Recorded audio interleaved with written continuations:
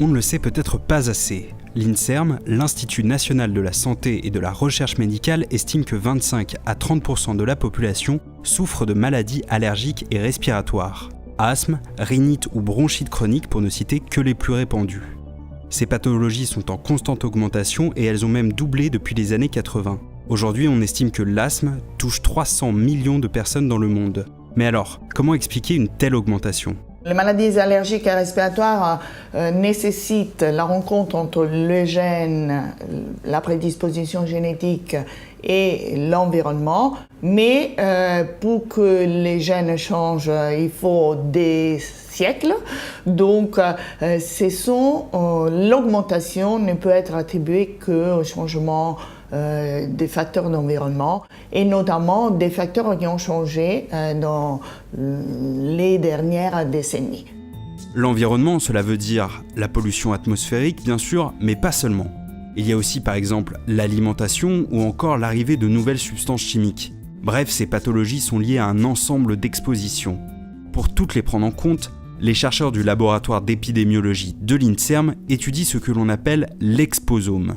Et l'exposome, c'est l'ensemble des facteurs environnementaux auxquels le sujet a été exposé au cours de sa vie. Et cela en commençant de maintenant on le sait, préconception. Pour chacune de ces expositions, les scientifiques mènent l'enquête. Quelle est la source et la nature de l'exposition ? Où et quand sommes-nous exposés ? De quelle manière l'exposition pénètre et affecte notre organisme ? C'est un vaste sujet à étudier, d'autant plus que ces expositions peuvent remonter avant la naissance. Par exemple, on sait désormais que si une personne fume, ses enfants et même ses petits-enfants auront plus de chances d'être victimes de maladies allergiques et respiratoires.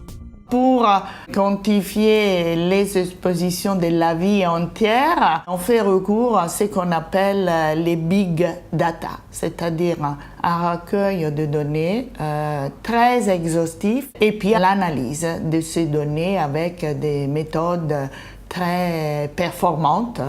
Grâce au big data, le laboratoire d'épidémiologie récupère des informations sur différents facteurs environnementaux. Mais ces données sont globales, elles ne représentent pas l'exposition d'un seul individu.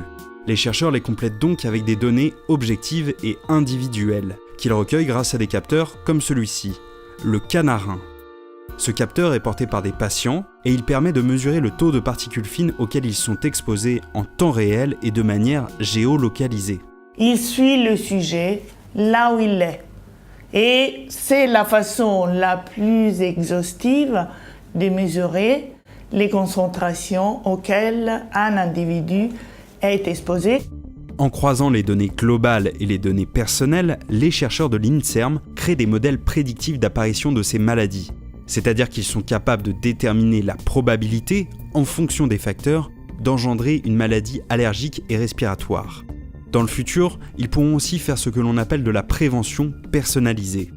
Voir en fonction de caractéristiques individuelles, l'âge, le sexe, la catégorie socio-professionnelle et de la présence des facteurs, quels sont les risques liés à la crise d'une pathologie qui est déjà existante ou au développement de la pathologie.